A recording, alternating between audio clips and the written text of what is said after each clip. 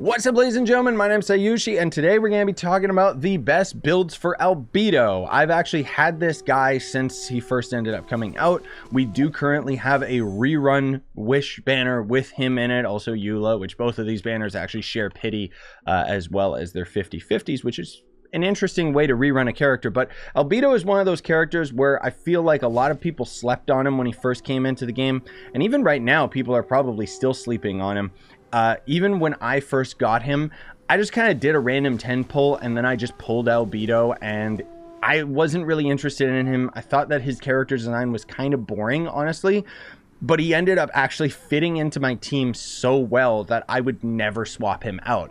And I don't have constellations on him, and I don't desire to have constellations on him or anything like that. But generally speaking, I would argue that Albedo is probably one of the best DPS, support DPS characters in the game, and can end up being a pretty significant force for a main DPS as well, depending on how you end up building him. So most of all, he's going to actually be built around defense, and he's going to end up being built around his E ability. So his ultimate is there, but it doesn't really serve much of a purpose unless you end up getting higher constellations on him. So let's actually just hop into the test run area so I can kind of show you guys, okay, this is how they're building him, and give you guys a little bit of feedback before I end up going out into the open world and trying out the character and showing you guys how strong I've actually got him. Because first of all, we got to talk mechanics. So the main mechanic of Albedo is going to end up being this flower that throws down on the ground, which can end up operating as an elevator so that you can end up doing plunging damage, but that's generally boring gameplay, so I don't ever end up using it. I actually kind of find it to be really annoying because more often than not, this will end up counting as a geo construct, so it'll end up being destroyed by most enemies or bosses that you end up fighting, right? However, you can see that there's kind of this big area where we're kind of like within a field, right? And what is going on in this area field of the flower is what they call transient blossoms. So if we actually go and take a look at his talent right here, you can see that transient blossoms can only be generated every 2 seconds, and basically is going to end up doing damage based off of his defense. So that is the bulk of how this character works. And the other thing too that a lot of people seem to not talk about, at least in my experience, is the fact that the transient blossoms can actually crit as well. So they will scale off of defense, but then you also want to end up having some crit rate on them. And what they're going to literally do is we throw down our blossom, okay, that does initial damage, and then bop, you see that extra geo damage that's going down? So every 2 seconds, we'll have that trigger on an enemy that we deal damage to. Any enemy that we deal damage to, which means that you could actually use it on an entire field of enemies, and it can end up being like really good. And then his ultimate ability is going to do an initial explosion, and then each of the blossoms that are around in the area is going to do even more damage. Now the cool thing is that every character can actually trigger his transient blossoms. So you'll see, even though I just have my ult with Xiangling going on, every 2 seconds that we end up causing damage to an enemy, whether it be from passive damage from my ult or me physically hitting the enemy, we're getting that additional geo damage on top. And that is all going to end up being scaled based off of Albedo's stats and how you have him built up. Now, the interesting thing is that there is going to end up being a new weapon as part of the event going on right now, which the event obviously revolves around Albedo. But I would recommend that you hop on and do not sleep on this weapon, because this is probably going to end up being Albedo's best in slot, which I'll give you guys examples of the different weapons that you can end up using and so on and so forth. But let's just go a little bit further into his details. With his ultimate ability. So basically, Geo Crystals surge and burst forth. Geo Crystals obviously give you, you know, crystallization, just is the basic reaction of, you know, Geo and stuff. So anyways, if a solar isotoma, which is his E ability, created by Albedo, is on the field, by your character specifically, not by another Albedo, 7 fatal blossoms will be generated in the solar isotoma field, bursting violently into bloom and dealing area of effect geo damage. So tectonic tide, which you know, is going to end up being another effect. Tectonic tide damage and fatal blossom damage will not generate transient blossoms. So transient blossoms is the invisible blossoms that I said, which basically means that when you use your ult and then all of the explosions end up going off after, those cannot trigger the transient blossoms as far as I know. So I don't know, it's kind of weird how it works, right?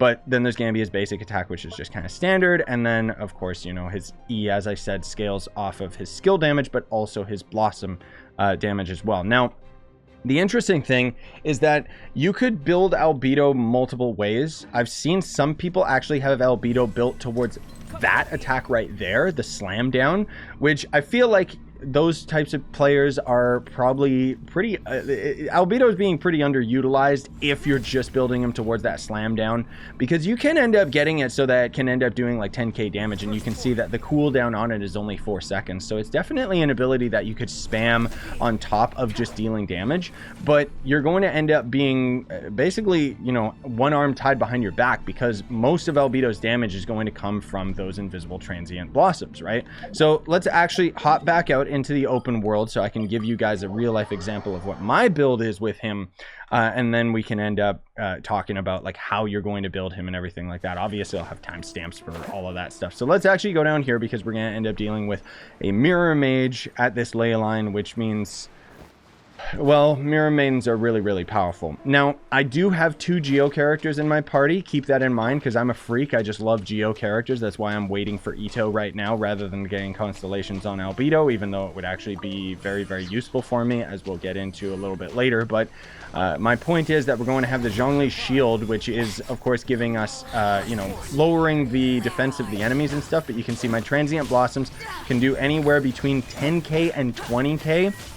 I've actually had it crit for 23k, but you can see that even though my base damage is not particularly good, the amount of transient blossoms that we got going on is more than making up for it, even if I'm just using Albedo as my main form of damage, just because every 2 seconds, that's basically dealing like a pretty hefty amount of damage. Just because of, you know, the way that it works. Now, obviously, you know, if I build my whole party around it, like, you're going to be swapping your characters a lot more often. Like, I could just use a Zhongli ult to end up taking care of everything. Sure. Generally speaking, you can end up using Albedo's ult from time to time just to have that little bit of extra damage. But once again, you can see that we've just got that crazy amount of transient blossom damage, which is dealing like on average like maybe 5k at the lowest, and then like up to over 20k at the highest, right? So needless to say, Albedo can end up being pretty darn strong. So what is my build for him? So first and foremost, we'll look at my attributes, which your attributes are fairly random just because of the fact that it's based off of your artifacts. You can see that I don't really have very high crit rate. That's why I'm not actually having that high value damage triggering with my transient blossoms as often as I would like. But generally speaking, if you can get your crit rate anywhere between 50%, like if you're luckier than me, you'll have your crit rate around 50% or something. But generally speaking, you know, it's very, very luck based. So good luck is all I'm saying. Now, weapons, you actually have a couple different options. So before this event that ended up introducing the Cinnabar Spindle, I actually found the Black Sword at Refinement 5, obviously, is going to end up being significantly powerful on this dude, just because it's going to end up giving you extra damage in general with your normal hits, and most of all, it gives you that extra crit rate, which can end up being very, very significant because of the fact that your blossoms can trigger off of the crit rate, meaning that it would end up scaling very, very well. Festering Desire, I would say, is probably if you have him built towards his ultimate, just because while this is going to end up making his E ability a lot better for sure, generally it does have energy recharge as the substat, which, you know, isn't the greatest for Albedo. But this sword outright is the absolute best. There might be a 5-star sword that is better for Albedo, but I don't have it and I don't care, because the Cinnabar Spindle is just so much easier to build and get right now. Obviously, it being an event sword means that you have to capitalize in order to get it. But those are your different weapon options. Currently, they have the Freedom Sporn in the weapon banner. I don't know why this sword sucks. It's actually the sword that went hand in hand with Kazuha, but even with my Kazuha, I've tested it out, and this sword is just, it's just terrible. It's just a terrible sword. So for your artifacts, you can actually do a couple different options. So you can either do you know, what I've got right here, this so far seems to be the best on average for me, which is going to end up being a 2-piece Petra because of the geo damage percentage, and then a 2-piece Husk, just because it's going to give you that extra 30% defense. Now, there are a couple different options that you can end up doing, but one of them that's always going to be there is the 2-piece Petra, because the extra geo damage is going to scale a lot better than any of the other sets. So what you could end up doing as an alternative is you could actually, I don't know, you could swap out the Husk set for, I don't know, say like a Gladiator set or something like this. Let me actually show you guys. This is my normal build that I have on Albedo, just because I'm trying to build up these flowers, or trying to build up the Husk set specifically for Itto. So this is what I normally am rocking, is you know, the Gladiator 2-piece set, because that is going to end up compensating and doing a pretty decent amount of damage. And also we got pretty lucky and have quite a bit of crit rate with this, so the damage doesn't fall off as much as you would think it would. And that's kind of the cool thing, is that you're not like specifically stuck in building him one specific artifact set, so you can kind of pick and choose which ones you end up wanting to use. Another option that you can end up doing is going for a 4-piece Husk set, because what that's going to end up doing is, well, the 4-piece Husk set basically builds up stacks every few seconds, or so on and so forth, whatever, that will ultimately end up giving you 6% defense and 6% geo damage bonus, and it stacks up to 4 times, if I'm not mistaken. Something like that. But you gotta end up constantly triggering geo damage specifically with that set, so it can end up being really good as well. But again, you can kind of just mix and match whatever you want to end up making it work out, because you can see I've got like an insane crit rate on this that ends up being basically the same amount of damage as using the 2-piece Husk set, because of that extra defensive bonus, just because of the fact that my crit rate is so much higher. And then for the ideal stats that you actually want to get on, you know, your artifacts and stuff, basically you're still going to be building your character towards a standard damage build, so that's crit rate, crit damage, and attack percentage. But any defense that you end up having is going to end up being more than welcome. You're not going to build him 100% towards defense though, just because of the way that he works out, unless you end up having constellations, which we'll get into in a minute. But the sands, you want to have defense main stat. The goblet, you're going to want to have geo main stat. And then for the hat, you're going to either take probably a crit rate hat, maybe a crit damage hat. I don't know. It's up to you. You can, if you are super duper unlucky with your artifacts, you can go defense, geo defense. That's what I was rocking for the longest time. And I was still able to do a pretty decent amount of damage with his blossoms. It's just the way that we've got him built up right now with this new sword kind of changed things up quite a bit. But let's move on to his constellation. So if there's any constellation you want to go for, if you want to actually have this guy as a main DPS, I would actually suggest that you go for his C2. Because while his C1 is going to make it so that you generate more energy so that you could cast your ult more often, his C2 makes it so that his ultimate will actually scale its damage based off of Albedo's defense, because it doesn't actually do that prior. So if you don't have this constellation, it's like you have two conflicting abilities. You have your skill that's highly, centralized around defense, and then you have your ultimate ability, or your burst, that is centralized around just normal attack build that you would use on any other character, which his ult can end up doing a significant amount of damage. If you end up having an attack build, it just doesn't equal to the same amount that you would get from his blossoms. And the whole point is that basically him being a support DPS means you throw down your blossom and then you do damage with your other characters, but your blossoms are just giving you that extra 10k 20k damage, right? So that's just a lot of extra damage on the side, and why he is one of the best support DPS, because you can just throw down his blossom and forget about him. Not to mention it counts as a geo construct, so it resonates with everything. And just, I was very surprised that Albedo ended up working out so well with my Zhongli, because Zhongli was kind of my main character for the longest time, and still is. But anyways, so his C3 just ends up making his E ability better, so you could go for that if you really want. His C4 makes it so that active party members within his E ability, so his elevator, will end up having plunging attack increased, which you'd only really do this if you ended up having Zhao as your main DPS. which I know a lot of people do, even though I don't really care for Xiao's gameplay. C5 standard, and then his C6 is kind of weird. Basically, it makes it so that when you have a crystallization shield on whatever character is active, you'll actually have 17% increased damage. So it's, you know, it definitely helps the group, but honestly, if there's one constellation I'd say to go for, it's just his C2, because it's the only one that's actually like a big game changer, and then otherwise it doesn't really matter too much. Now, in terms of his talent leveling up, you can actually see I don't even have like his main attack leveled up that much or his ultimate leveled up that much.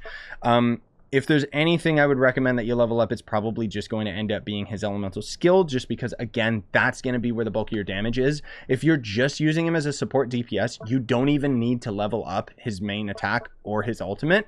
I might level these up slowly over time just because of the fact that I'm constantly using Albedo anyways, but I just don't really have the books or whatever. So it's just like, I don't know. It's not that big of a deal to me.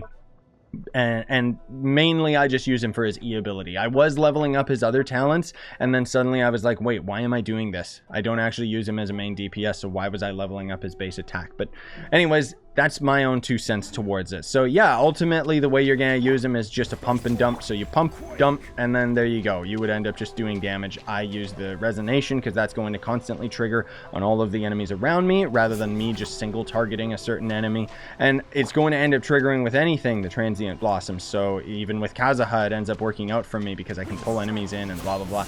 I mean, you can do all sorts of other team comps around Albedo. I don't really have like a specific set that I would end up using around him, other than he fits with pretty much everybody. Obviously, he's going to end up working out very, very well so long as you have 2 Geo characters, including Albedo, in the party. So Ning Wong would pair with him very well. But there's all sorts of things that you can end up doing just to end up having that extra damage, right? You could even have like 2 Pyro characters, 2 Geo characters to end up having that extra attack percentage of having the 2 characters in your party, and so on and so forth. But generally speaking, like I said, I would end up just using 2 Geo for sure, because the Enduring Rock is going to end up being really, really good for you.